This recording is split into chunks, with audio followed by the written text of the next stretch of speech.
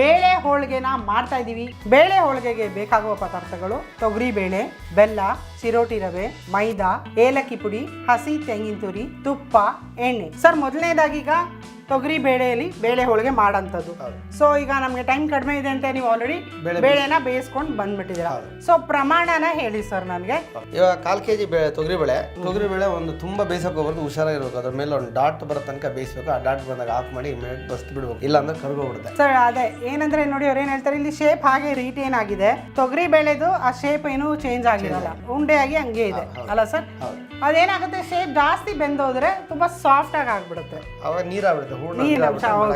So 1/4 kg ಬೇಳೆ ಬೇಯಿಸ್ಕೊಂಡಿದ್ದೀನಿ ನಾನು. 1/4 kg ಒಂದು 20 ಗ್ರಾಮ್ ಆ ಥರದಲ್ಲಿ ಅದಕ್ಕಿಂತ ಒಂದು 20 ಗ್ರಾಮ್ ಎಕ್ಸ್ಟ್ರಾ ಬೆಲ್ಲ ಬೇಕಾಗುತ್ತೆ ಅದಕ್ಕೆ. ಯಾಕಂದರೆ ಕನಕ ಸಪ್ಪೆ ಇರೋದ್ರಿಂದ ಅಲ್ಲಿಗೆ ಮ್ಯಾಚ್ ಆಗೋದಕ್ಕೆ ಬೆಲ್ಲ ಒಂದು ಸ್ವಲ್ಪ ಜಾಸ್ತಿ ಹಾಕೊಂಡಿರ್ತೀವಿ, ಒಂದು 20 ಗ್ರಾಮ್ ಜಾಸ್ತಿ ಹಾಕಿ. ಈಗ 1 ಕಪ್ಪಷ್ಟು ತೊಗರಿ ಬೇಳೆ ತಗೊಂಡ್ರೆ 1/4 ಕಪ್ಪಷ್ಟು ಬೆಲ್ಲ ತಗೊಳ್ಳಿ. ಸರಿ ಇರುತ್ತೆ. ಓಕೆ, ನಾನು ಇವಾಗ ಚಿರೋಟಿ ರವೆ ಹಾಕ್ಕೊತಾ ಇದ್ದೀನಿ.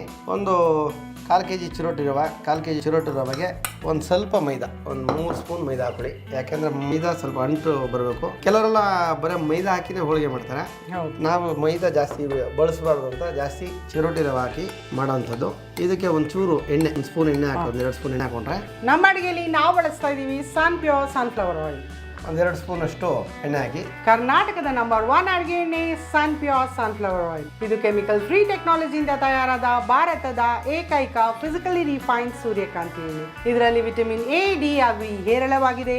ಇಮ್ಯುನಿಟಿನ ಬೂಸ್ಟ್ ಮಾಡುತ್ತೆ ಹಾಗೂ ಎಣ್ಣೆ ಬಹಳ ಲೈಟ್ ಆಗಿದೆ. ಇದರ ನೀಟಾಗಿ ಮಿಕ್ಸ್ ಮಾಡ್ಕೊಬೇಕು. ಸ್ವಲ್ಪ ನೀರು ಹಾಕಿ ಒಂದು ಚಪಾತಿ ಹಿಟ್ಟಿನ ಪ್ರಮಾಣದಲ್ಲಿ ನಾವು ಕಲಸಿಟ್ಕೊಂಡು, ಚಪಾತಿ ಫಸ್ಟು ಚಪಾತಿ ಹಿಟ್ಟಿನ ಪ್ರಮಾಣದಲ್ಲಿ ಕಲಿಸ್ಕೊಂಡು, ಈಗ ಚಪಾತಿ ಹಿಟ್ಟಿನ ಪ್ರಮಾಣದಲ್ಲಿ ನಾವು ಕಲಿಸ್ಕೊಂಡಿರ್ತೀವಿ. ಇದನ್ನು ಒಂದು 20 ನಿಮಿಷ ಅದು ಹಂಗೆ ನೆನೆಯಬೇಕು. ನೆನ್ಕೊಂಡ್ರೆ ಆಮೇಲೆ ನಿಮಗೆ ಚೆನ್ನಾಗಿ ಇದು ಎಳೆಯೋದು ಹೋಳಿಗೆ ಮಾಡೋದಕ್ಕೆ ಬರುತ್ತೆ. ಸರಿ, ನಮ್ಮ ಸ್ಟೋರ್ಗಳಲ್ಲಿ ಮಾಡೋದು ನಾವು ಈ ಕನಕನ ಗಟ್ಟಿಯಾಗಿ ಕಲ್ಸ್ಕೊಂತೀವಿ. ಗಟ್ಟಿಯಾಗಿ ಅಂದರೆ ನೀವು ಒಂದು ಚಪಾತಿ ಹಿಟ್ಟು ಏನು ಗಟ್ಟಿ ಬರೋದು ಆ ಗಟ್ಟಿಯಾಗಿ ನಾವು ಕಲ್ಸ್ಕೊಂಡಿರ್ತೀವಿ. ಅದನ್ನು ಒಂದು 20-25 ನಿಮಿಷ ನೆನೆಯಕ್ಕೆ ಬಿಟ್ಬಿಡ್ತೀವಿ. ನೆನೆಯಕ್ಕೆ ಬಿಟ್ಬಿಟ್ಟು ಅದು ಆಮೇಲೆ ಮತ್ತೆ ಕಲ್ಸಕ್ಕೆ ಶುರು ಮಾಡ್ತೀವಿ. ಈಗ ನಾನು ಕಲಸಿ ಇಟ್ಟಿದ್ದೀನಿ, ಇದನ್ನು ಸ್ವಲ್ಪ ನೀರು ಹಾಕ್ಬಿಟ್ಟು ಇಟ್ಟಿರ್ತೀನಿ. ಈ ಥರ ನೀರು ಹಾಕಿ ಇಟ್ಬಿಟ್ರೆ ನೀರು ಹಾಕಿಟ್ಬಿಡ್ತೀವಿ, ಅದು ಡ್ರೈ ಆಗಬಾರ್ದು. ಆಮೇಲೆ ಅದು ನೆಂದು ಅದಕ್ಕೆ ಎಷ್ಟು ಬೇಕು ನೀರು ಅದನ್ನು ತಗೊಳ್ಳುತ್ತೆ. ಮತ್ತೆ ನಾವು ಚೆನ್ನಾಗಿ ಮೆದ್ಬಿಟ್ಟು ರೆಡಿ ಮಾಡ್ಕೊಬೇಕು. ಇದು ಕಲಸಿ ಇಟ್ಕೊಂಡಿದ್ದೀನಿ. ಈಗ ನಾನೀಗ ಅಷ್ಟೊತ್ತಿಗೆ ಹೂರ್ಣನ ರೆಡಿ ಮಾಡ್ಕೊತೀನಿ. ಅದು ಅಷ್ಟೊತ್ತಿಗೆ ನೆನೀತಾ ಇರುತ್ತೆ. ಸರಿ, ಇವಾಗ ಸ್ವಲ್ಪ ನೀರು, ಇದಕ್ಕೆ ಬೆಲ್ಲ ಕರಗೋದಕ್ಕೆ ಸ್ವಲ್ಪ ನೀರು ಹಾಕೊಳ್ಳಿ. 1/4 kg ಇದಕ್ಕೆ ನಾನು ಬೆಲ್ಲ ಹಾಕೊಂಡಿದ್ದೀನಿ. ಸ್ವಲ್ಪ ಬೆಲ್ಲ ಕರಗೋದಕ್ಕೆ ನೀರು ನಿಮಗೆ ಗೊತ್ತಲ್ಲ, ಚೂರು ಅಷ್ಟೇನೆ. ಸೊ 1 ಕಪ್ ತೊಗರಿ ಬೇಳೆ ತಗೊಂಡ್ರೆ 1/4 ಕಪ್ ಅಷ್ಟು ಬೆಲ್ಲ ಕಂಪ್ಲೀಟ್ ಆಗಿ ಮೆಲ್ಟ್ ಆಗಬೇಕು, ನಮಗೆ ಕರಗಬೇಕು. ಇವಾಗ ಬೆಲ್ಲ ಕರಗ್ತು, ಇದು ಬೇಳೆ ಹಾಕ್ತೀನಿ.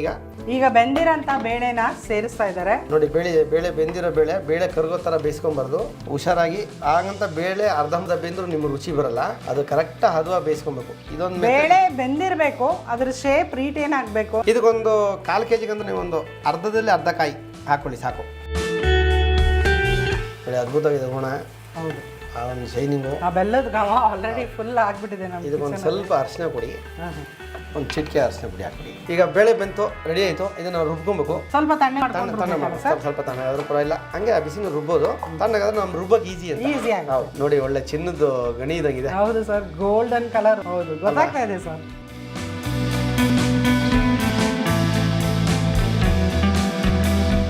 ಮೇಡಮ್, ಇದು ಬೇಯಿಸ್ಕೊಂಡಿದ್ದೀನಿ. ಕೆಲವರು ಏನ್ಬಿಟ್ಟು ಹೂರ್ಣ ಮಾಡ್ಬೇಕಾದ್ರೆ ಇಡೀ ಏಲಕ್ಕಿನ ಹಾಕ್ತಾರೆ. ನಾವು ಪುಡಿ ಮಾಡ್ಕೊಂಡಿದ್ದೀವಿ. ಯಾಕಂದ್ರೆ ಎಲ್ಲ ಕಡೆ ಚೆನ್ನಾಗಿ ಮಿಕ್ಸ್ ಆಗಲಿ ಅಂತ ಇದಕ್ಕೊಂದು ಅದಕ್ಕೆ ಎಷ್ಟು ಬೇಕೋ ಒಂದು ಚಿಟಿಕೆ ಏಲಕ್ಕಿ ಪುಡಿ ಹಾಕಿ ರುಬ್ಕೊಳ್ಳೋಣ. ರುಬ್ಕೊಂಡಿದ್ದೀನಿ. ಅದಕ್ಕೆ ನೋಡಿ ಎಷ್ಟು ಗಟ್ಟಿಯಾಗಿ ಬಂದಿದೆ. ನಿಮಗೆ ಹೋಳಿಗೆ ಮಾಡೋಕ್ಕೆ ಈಸಿ ಆಗುತ್ತೆ. ಯಾಕಂದರೆ ಅದು ಕರಗೋ ಥರ ನೀವು ಬೆಲ್ಲ ಬೇಯಿಸ್ಕೊಂಡ್ರೆ ನಿಮ್ಗೆ ಕಷ್ಟ ಆಗುತ್ತೆ.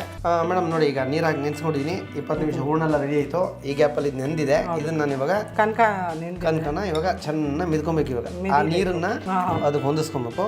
ಅದು ಸಾಫ್ಟ್ ಆಗಿ ಆಗ್ಬೇಕಲ್ಲ. ನೀವು ಎಷ್ಟು ಚೆನ್ನಾಗಿ ಮೆದ್ಕೊಂತೀರೋ ಅಷ್ಟು ಚೆನ್ನಾಗಿ ಬರುತ್ತೆ. ಆಮೇಲೆ ನೀರು ಎಲ್ಲ ಕಡೆ ಹೊಂದ್ಕೊಬೇಕು.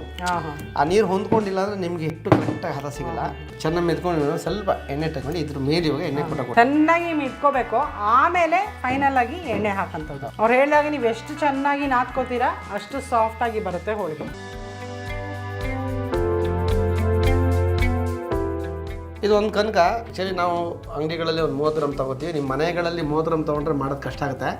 ನೀವು ಒಂಚೂರು ದೊಡ್ಡ ಇಟ್ಕೊಂಡಿರ್ತೀರಾ. ಹೂರ್ಣನೂ ಅಷ್ಟೇ ಒಂಚೂರು ದಪ್ಪಗೂ ಮಾಡ್ಕೊತೀರಾ. ಆ ಪ್ರಕಾರವಾಗಿ ಹೂರ್ಣನ ಈಗ ಇಟ್ಬಿಟ್ಟು ಕೈಯಲ್ಲಿ ಹಿಂಗೆ ಅಂತೀವಿ. ಏನಂದ್ರೆ ಹೂರ್ಣ ಜಾಸ್ತಿ ಕನಕ ಕಡಿಮೆ.